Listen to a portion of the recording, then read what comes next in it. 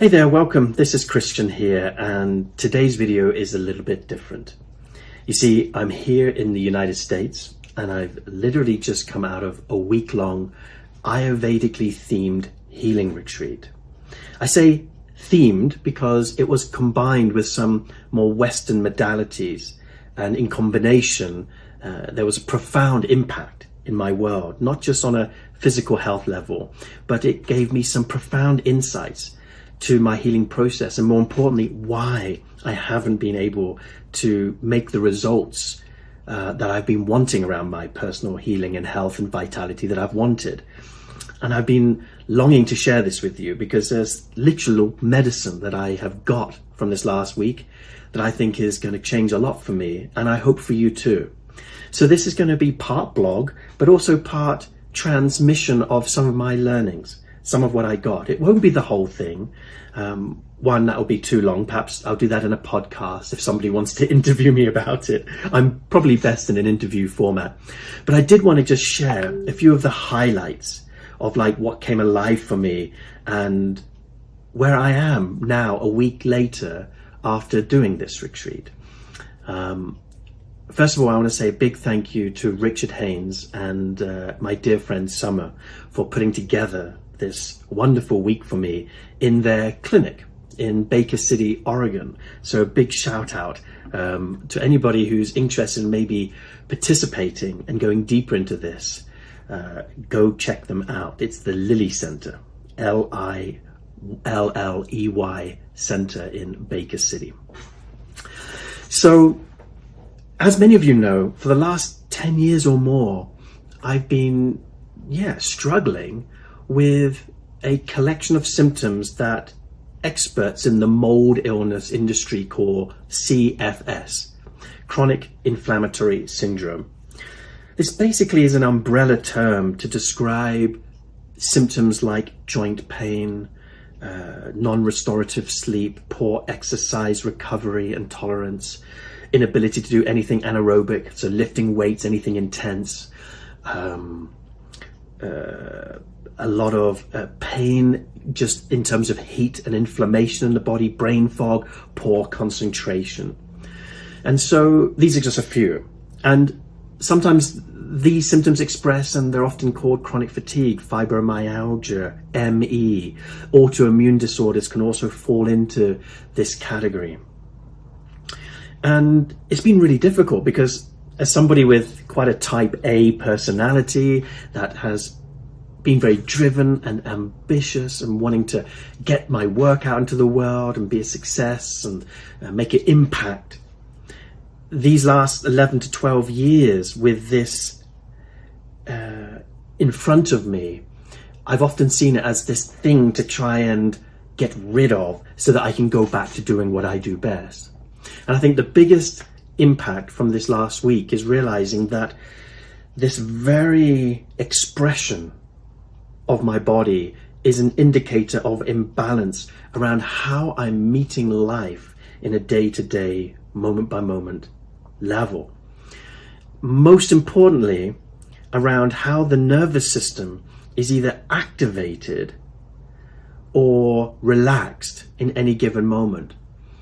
And for the last 10 years, I have sought out the best diet, the best technology, the best doctors, the best supplements, the treatments that could bring more oxygen into my body. The thing that's going to make it all go away and make it better.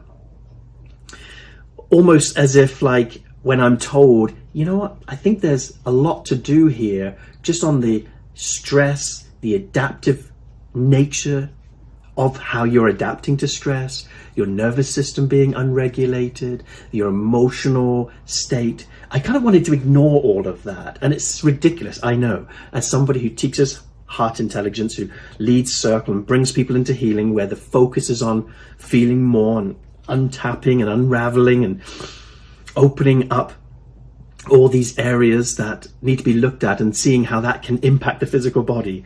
You would think that I'd be the first to go only to, okay, what is happening to my relationship to the present moment and how am I meeting life?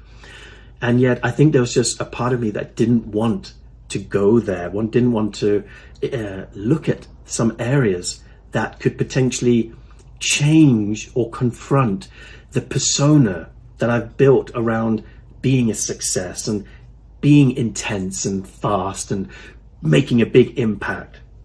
I think there was some elements that were highly confrontational to the very construction of my personality, and thus was kind of like hitting on potential shadows, and thus focusing on when will the quick fix or the right technique or the right supplement or the right technology kind of like fix me. So my healing journey has very much been from doctor to doctor, from diet to diet, from supplement to supplement, technology to technology. And I think one of the most profound things that I got from last week was this deep appreciation for what my body is actually communicating back to me. The medicine that this entire disease, which is basically an imbalance, is reflecting back, is simply saying, you are too much in sympathetic dominance. Now, what that means to those of us who may not be nervous system trained is that there are two basic states that our nervous system is in. And I kind of knew all of this theoretically, because as a chiropractor studying all of this was, physiology 101. There are basically two states. We're either in this active fight or flight or freeze or fawn, this type of energy which is adapting to threat. It's a survival-based system. Or we're basically relaxed, open, resting, capable of restoring and digesting, right? Now, I always saw that as quite extreme states where, unless I'm being chased by a saber-toothed tiger or a lion or something is deeply threatening, I'm good. And one of the most amazing things that I got from last week's experience was this realization. I got to feel in my body by slowing down everything, from the way I was walking to the way I was eating to the way I was breathing, the way I was talking, to feel, oh, I'm in sympathetic, that's in that activated, charged, adrenalized state as the default. That's just on almost permanently.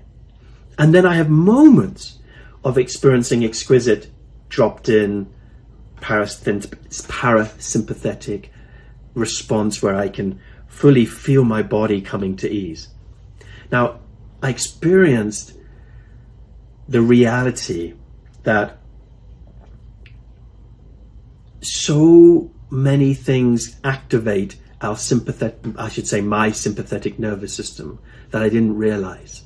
I want to share with you a few, because when you get this, like me, I started to understand, like, oh my God, this is why I'm not healing. Because I was always told, your body heals itself. Just give yourself rest and allow yourself time, and the body heals itself. And I got super frustrated and super angry at that statement. Why? Because in 10 years, I've just got worse. I felt more, less flexibility, less strength, less functionality, less energy. It hasn't got better, it's got worse over the years.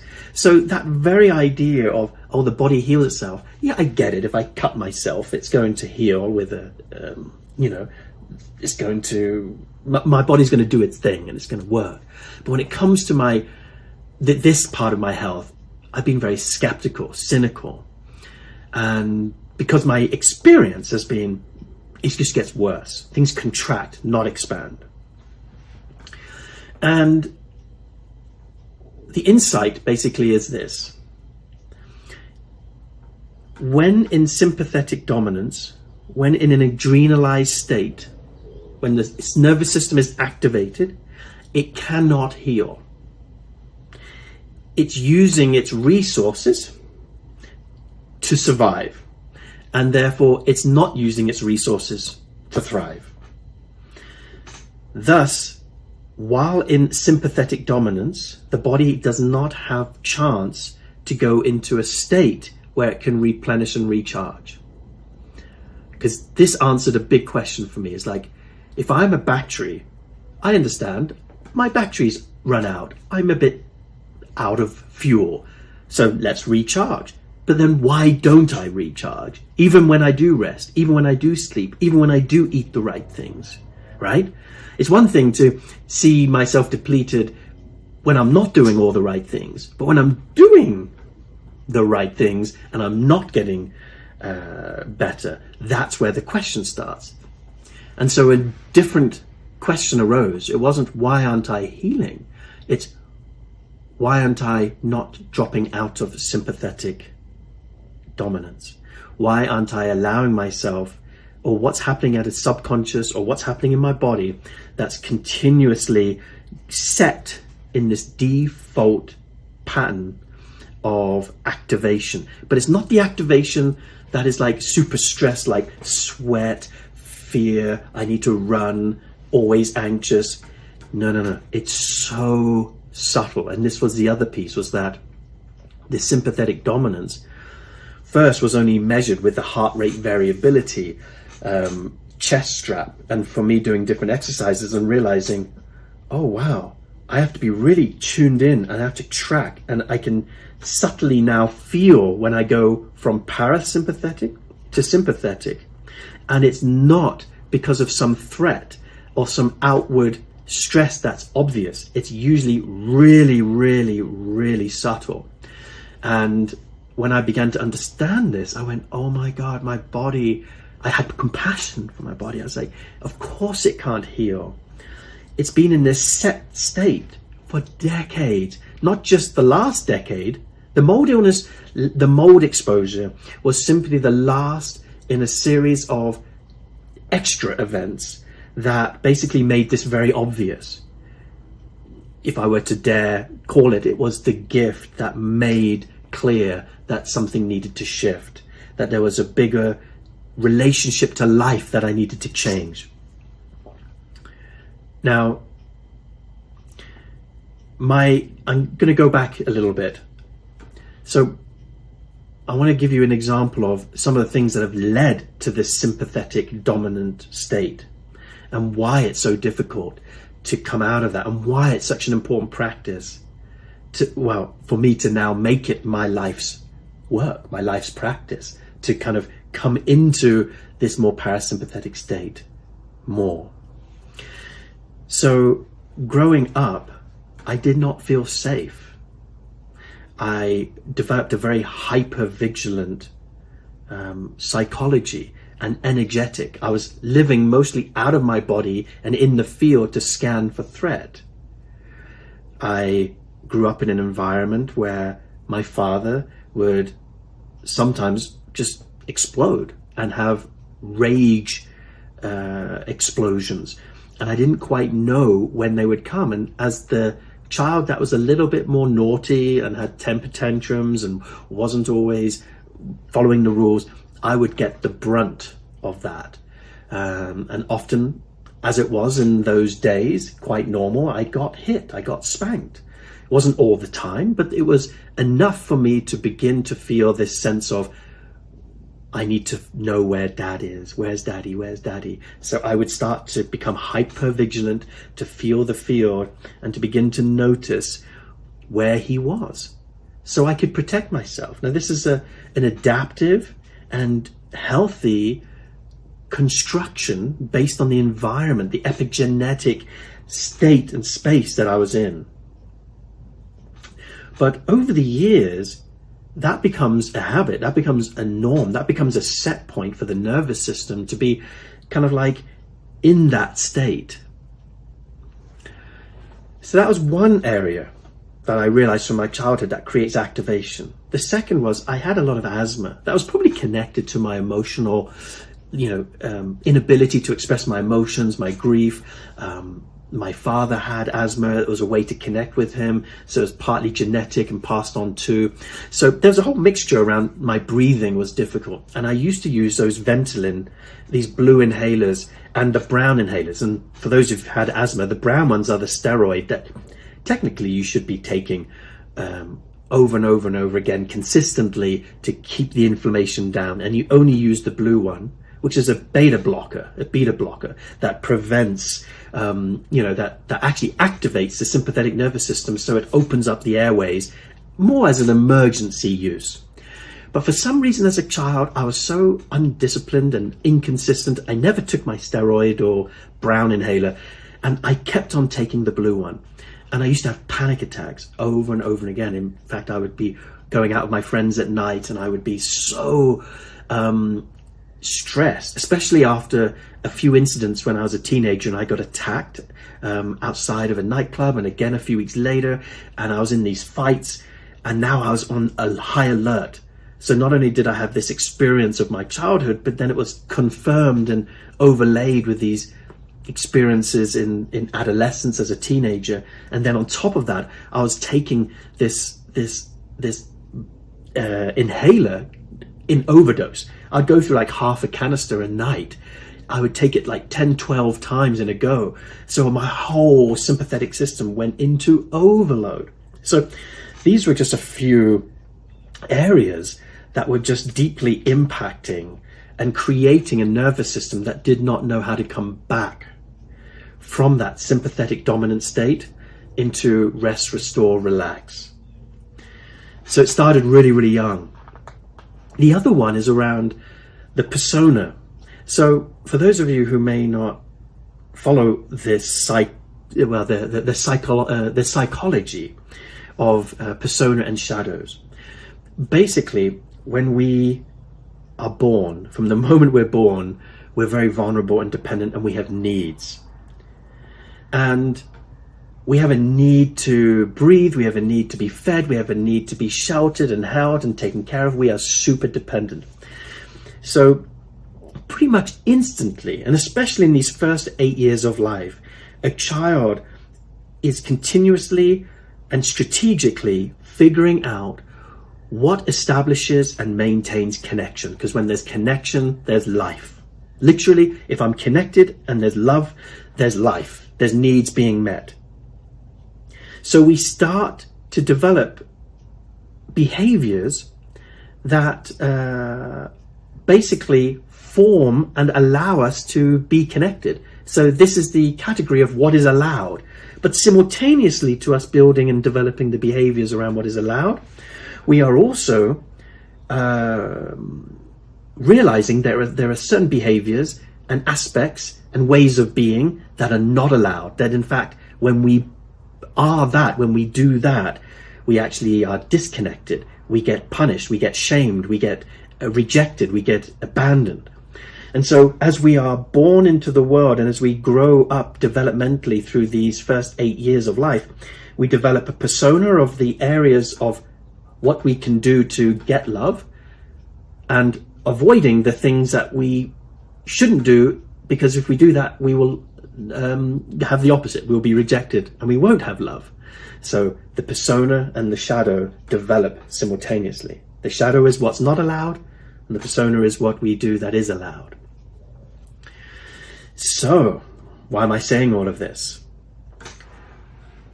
A big part of what I have developed over the years is this ability to shapeshift and adapt my behavior to another's perceived sense of approval.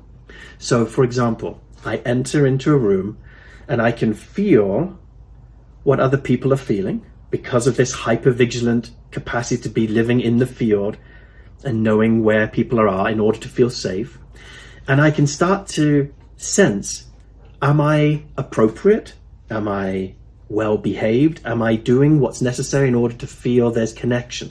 And if I'm being too much, too little, not enough that, I can adjust the ingredients and I can turn on certain parts and turn down the volume in other parts, so that the way I'm being presented comes across as what the other person wants, and therefore I can feel connected, and there is an established sense of approval and love, and okay, the system can relax in that moment.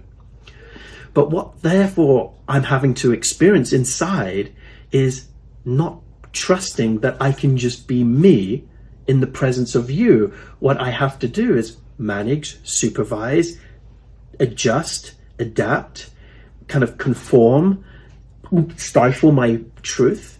So suddenly my whole way of being gets contorted in order to stay in connection.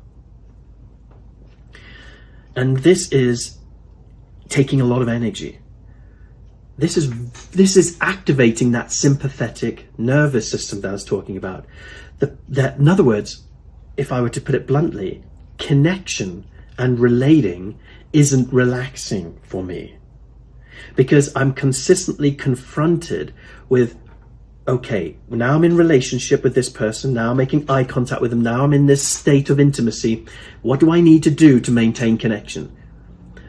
And therefore, this is why it's been such a powerful practice to develop heart IQ, heart intelligence, and circle work, and the intimacy work and the relationship work, because we teach what we need to learn the most. And it's also, you know, the manual back home. And yet it's also the very practice that, if I'm not careful and I'm not conscious and I'm not aware, can be the activator of more sympathetic activation. Therefore, what I'm saying is that often my time in circle, my time teaching, my time in connection, my time relating, whether it's in a professional capacity or in a personal capacity, it drains. And I've developed over this last month this new term that I call connection fatigue. I feel like I just can't. I go into a space where I am teaching, or I'm in a retreat and I need to suddenly make eye contact with somebody and do a process, and I just feel I can't. I cannot do more eye gazing. I can't feel more of what's happening inside of me. I can't track right now. It's like, it's a connection fatigue, because it's reaching a boundary of like, I can't take the energy to do it right anymore. And that idea of doing it right was the thing that last week I got to look at and go, oh my God, I spend so much energy in an activated state trying to maintain connection. Is it possible for me to be in connection and be truly myself, risking that in being myself, losing connection, being abandoned, being rejected, etc., etc.? And realizing just how much of my life is out of balance, out of, like, I'm so available to customers, to participants, to staff, team, people, friends, people I love, partners, all of it. It's like there's so much availability and so little time where I boundary my energy to, like, I need to just move, be here for me, not be available to the world. So there's so much tied into my addictions, the part that is kind of like a workaholic that wants to put out this body of work that I know has impact, but every time I open the screen is an activator, especially screens at night or very early in the morning. The way that I talk, the way that I breathe, am I breathing through my nose rather than through my mouth? When I'm eating, am I watching something? Am I present? What am I, it's not about what I eat so much. It's like when I'm eating and how I'm eating it, for example. So the entire week, if I could kind of like summarize it in a nutshell, is around having a new relationship with the moment by becoming consistently aware moment by moment of whether I'm in sympathetic dominance or parasympathetic dominance. And my practice is to become more and more able to access these parasympathetic moments. And as those moments expand and expand, I'm in trust that my body can then heal and rebalance and reconnect. And it's going to mean setting up boundaries and creating a different type of lifestyle, and business versus outside of business balance. And that feels confronting because I don't know what impact that's going to have. Yet I feel it's necessary and it's time. I feel that the very type A personality of drive that pushes.